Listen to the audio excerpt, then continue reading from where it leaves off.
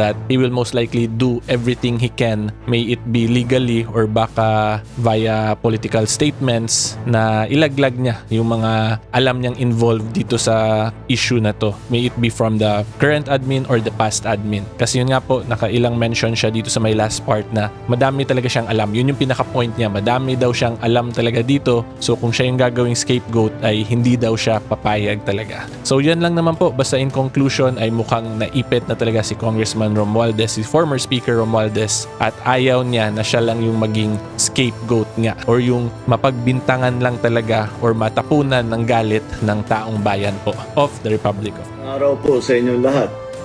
Kagaya ng aking nasabi nung nakaraang report ko, ay patuloy ang pagre-report ko sa taong bayan tungkol sa mga kaso at saka sa mga informasyon na nakukuha natin tungkol sa mga flood control project na hindi maganda.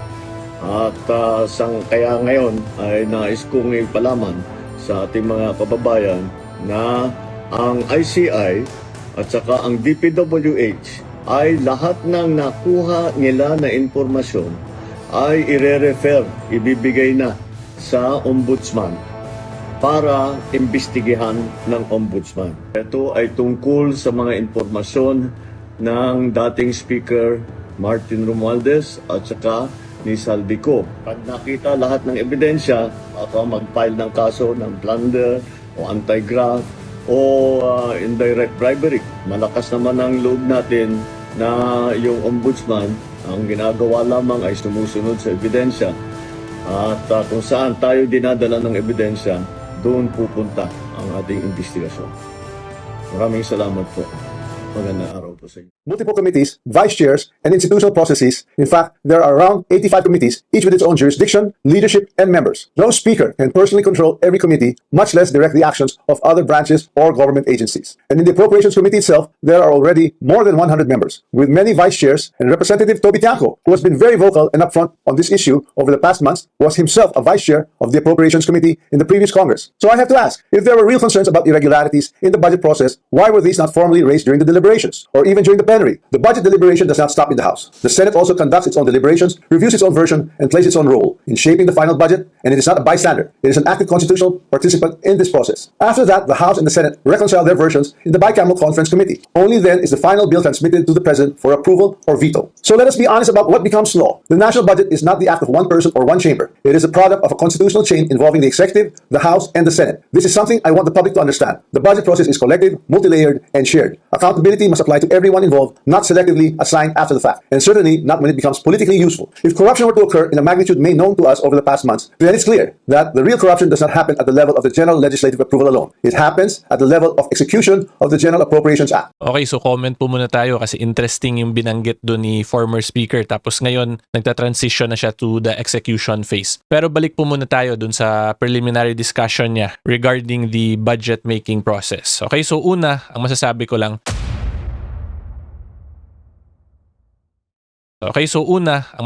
lang, tama po ang sinabi dito ni Speaker Martin na hindi lang naman isang body ng government natin ang gumagawa ng budget.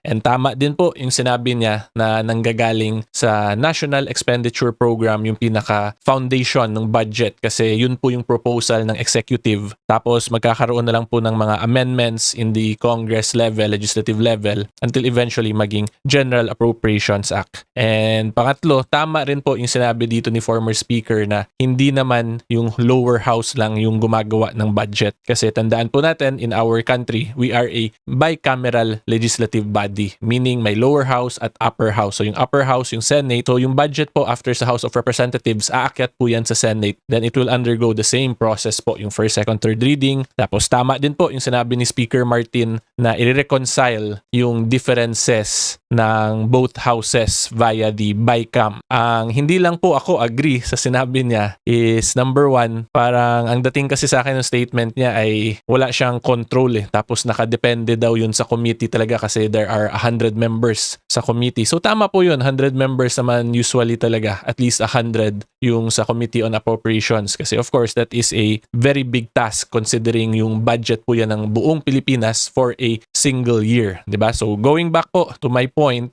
hindi po ako agree na yung committee lang yung gumagalaw doon. Kasi Kasi yung reality po in the House of Representatives, yung speaker talaga, kung ano yung gusto ni speaker ay mangyayari at mangyayari po yun. Ganun po yung experience ko in the 17th Congress. So I'm not saying ganun din talaga during his time, but in the House of Representatives or in Congress in general, ang tatandaan po natin dyan ay yung tradition ay a very common thing na nasusunod usually. So kung i-base ko lang po for my personal experience na kung ano yung gusto ni speaker mangyari, nagagawa talaga, di imposibleng wala siyang oversight doon, di ba? Tapos yung committee lang yung gumagawa.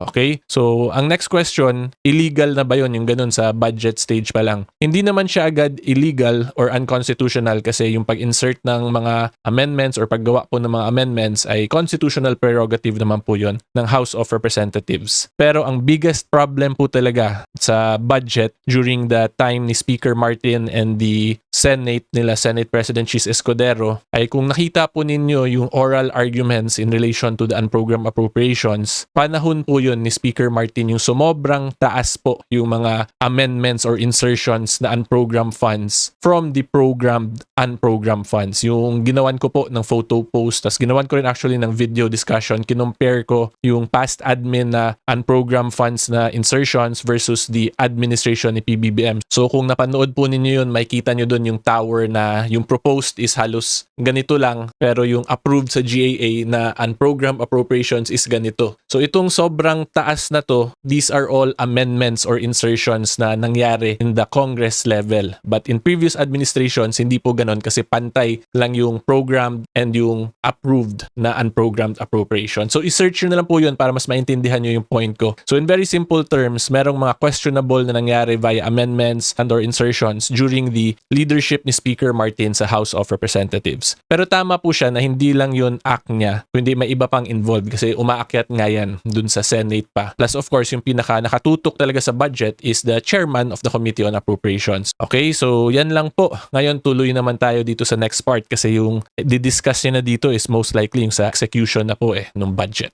This is something I want the public to understand. The budget process is collective, multi-layered, and shared. Accountability must apply to everyone involved, not selectively assigned after the fact, and certainly not when it becomes politically useful. If corruption were to occur in a magnitude made known to us over the past months, then it's clear that the real corruption does not happen at the level of the general legislative approval alone. It happens at the level of execution of the General Appropriations Act. It happens when projects are implemented. It happens where projects are actually implemented, where procurement is undertaken, where monetary disbursements are actually made. And it happens when substandard projects are passed off as legitimate or when ghost projects are made to appear real. That is why command responsibility is far more logically relevant in the executive branch, where there is actually supervision, operational control, and implementation on the ground, than in the collegial legislative body where constitutional role is deliberation and appropriation. Congress does not build flood control projects. Congress does not conduct procurement. Congress does not inspect whether a project was actually completed. Congress does not certify whether the work done was substandard or not. So if the allegation is that there was a systemic corruption in flood control implementation, then the public should ask the obvious question: where does implementation actually happen? Definitely not in the session hall of the House of Representatives. Here's the simplest way to test that theory that I am the mastermind of this scheme. If I were truly involved in a fraudulent scheme of this nature, then the first place one would expect to see that pattern would be in my own district, in the projects most easily associated with me. You would have seen it in Tacloban, but I say this with absolute certainty. You won't see it in my district. My district has 0 ghost and 0 substandard flood control projects. 0. And that is verifiable. To prove this point, I'm authorizing my staff to share and release to the public the list of all the projects in my district that the authorities may deem attributable to me. Let the public scrutinize and verify for themselves. As I already mentioned, corruption of this scale is not a one-man operation. It requires 2 things: budget decisions and implementation on the ground. With respect to how the budget was deliberated in Congress, let me say this categorically. I was not a part of the BICAM and the small committee budget deliberations. Yes, I was updated on the general outcomes of the deliberations, but I had no visibility with regard to the specific details of the discussions, including particular amendments or insertions approved during these closed-door deliberations. Records would show that I did not participate in those meetings and I was not privy to what exactly transpired during the deliberations. However, 2 people were instrumental in making those budget decisions: Chis Escudero and Zaldico. And once the budget becomes law, the work of implementing flood control projects, or any project for that matter, is solely within the purview of the executive, including the DPWH, certainly not by legislators. I understand the anger of the public. Okay, comment muna tayo guys kasi diniscuss niya na yung execution side of the budget.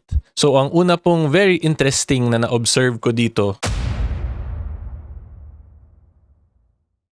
ay number one, pinangalanan po niya talaga si Zaldico, di ba? At si Cheese Escudero na involved daw dun sa BICAM amendments and or insertions dun sa small committee. Pero hindi po niya pinangalanan yung dun sa side ng executive. However, despite him not naming, nag-mention po siya ng command responsibility. So pag command responsibility po kasi ang pinapag-usapan, that will more or less relate po to the alter ego doctrine, di ba? So kung yung sa cabinet secretaries, yung functions nila ay considered as actions also of the president kasi alter ego nga lang yung mga secretary. So yan lang yung isang interesting dito. Hindi niya binanggit pero he discussed command responsibility. So pag ganyan po kasi in simple terms, magre-reflect yan dun kay PBBM kasi si PBBM naman po yung pinaka-head talaga ng executive. So siya po ang pinaka-boss talaga when it comes to the implementation of the laws natin, including the budget po natin, yung General Appropriations Act.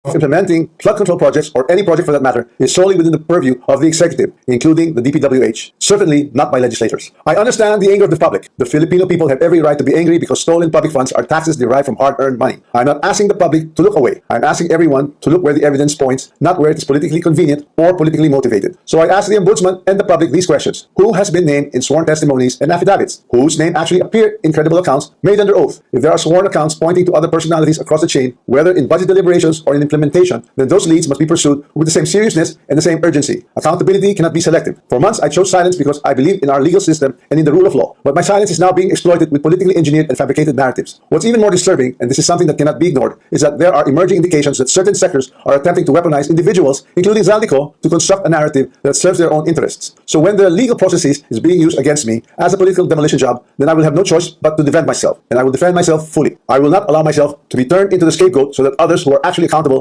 can walk away clean. If this is a political play to push me out and close the story, tarnishing my name and my reputation, then I'm telling everyone now, I will not go quietly and I will not go alone. I will not be the fall guy for other people's corruption. I have been in public life long enough, I have seen enough, I have heard enough. I know many things about this current administration and past administrations as well. And I say this carefully. If this matter is to be handled as a legal issue, then let it be handled legally, soberly, and according to evidence. But if certain people insist on waging this in the court of public opinion, then I will have no choice but to defend myself publicly as well. To the Ombudsman, I say this with full respect. If your office truly believes in justice, then follow the sworn statements, follow the records, and follow the evidence all the way. Do not stop where it is politically convenient. Do not settle for the easiest headline. Do not confuse public pressure with prosecutorial duty. What I ask of the Office of the Ombudsman is simple. Follow the rule of law and due process. This is a serious matter, and it should be handled with seriousness, not with haste, theatrics, or shortcuts. I'm ready and willing to respond to every allegation in the proper forum, through the proper pleadings, motions, and submissions that the law allows. And to those who think they can throw me under the bus to save themselves, this is what I have to say to you. I am ready to defend my name. My silence should not be mistaken for weakness, ignorance, or fear. I know enough to defend myself, and if I am forced to do so in public, I will. Maraming salamat po. Magandang araw sa inyong lahat. Okay, so comment muna tayo guys. Ang masasabi ko una, although this is irrelevant pero natutuwa lang ako considering na dalawa lang yung Tagalog sentences dito sa full statement. The rest English. Yung first sentence niya plus yung last sentence niya sa statement niya. Okay, so anyway, going back to the topic, itong last part po na pinanood natin,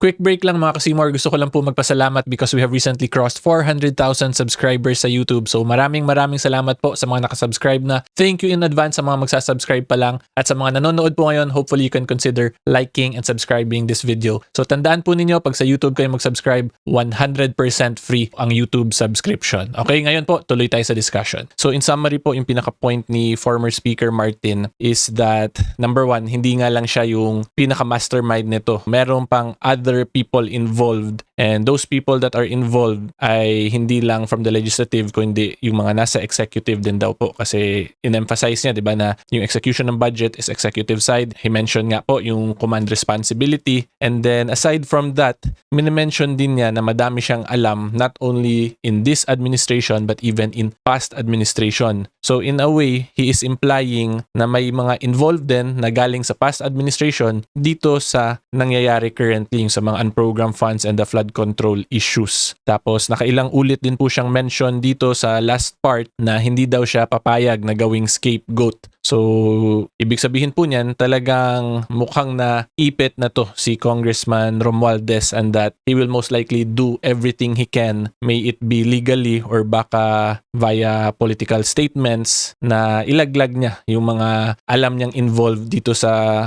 issue na to. May it be from the current admin or the past admin. Kasi yun nga po, nakailang mention siya dito sa my last part na madami talaga siyang alam. Yun yung pinaka-point niya. Madami daw siyang alam talaga dito. So kung siya yung gagawing scapegoat ay hindi daw siya papayag talaga. So yan lang naman po. Basta in conclusion ay mukhang naipit na talaga si Congressman Romualdez, si former Speaker Romualdez, at ayaw niya na siya lang yung maging scapegoat nga or yung mapagbintangan lang talaga or matapunan ng galit ng taong bayan po of the Republic of the Philippines. Okay, so ngayon po ipakita ko lang sa inyo based on news articles kung ano na ba talaga nang iyari kay Cong Romualdez in relation to mga legal cases.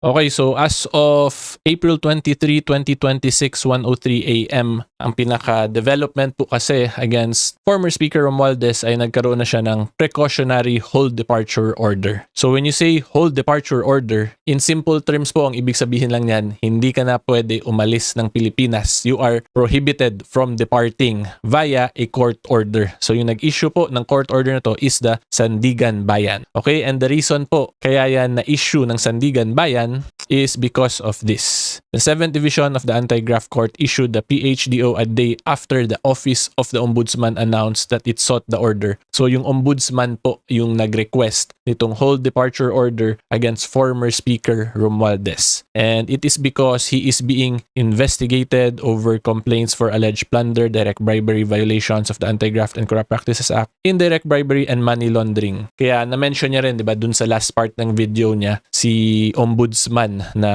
dapat masunod talaga yung due process dito sa mga nangyayaring issues, walang mga abuses na mangyari. So in very simple terms po, may kaso lang na ngayon si Congressman Romualdez sa Ombudsman, although investigation stage pa lang naman, pero yun nga po, nag-grant na yung hold departure order, therefore hindi na po makakaalis si Congressman Romualdez. So most likely po, ang tingin nga ni former Speaker ay mukhang siya na talaga ang gagawing fall guy. Kaya yan, naglabas na siya ng statement nito para hindi lang tayo sa kanya magalit. So abangan po natin yung development nito kasi I'm sure pag mas maipit pa po to si Congressman Romualdez ay mas gagawa pa to siya ng mga statements. Parang yung nangyari kay Zaldico, di ba? A couple of months back, meron siyang mga post din, a series of posts via his social media account. Okay, so yan lang naman po yan. Mukhang magiging interesting na po talaga yung mga next couple of days, weeks, or months in relation to the flood control corruption issue and program funds issue. Kasi one of the alleged masterminds or yung mga tinuturo po talaga na kasama dun sa issue na to ay nagsasalita na. Tapos yung sa statement niya po to, madami siyang mga patama na mga warning po dun sa mga other parties involved and that hindi daw nga po siya papayag na siya lang ang maging fall guy or ang tapunan ng galit ng taong bayan. Okay, so yan lang po ang masasabi ko as to this issue. Hopefully klaro po yan. If you like more legal videos and current events, subscribe lang po kayo sa channel ko. And until next time, see you all po. Bye-bye! Sa akin tol, isa ako sa Banateros Vloggers tol eh. Oo nga, oy, isa sa mga Banateros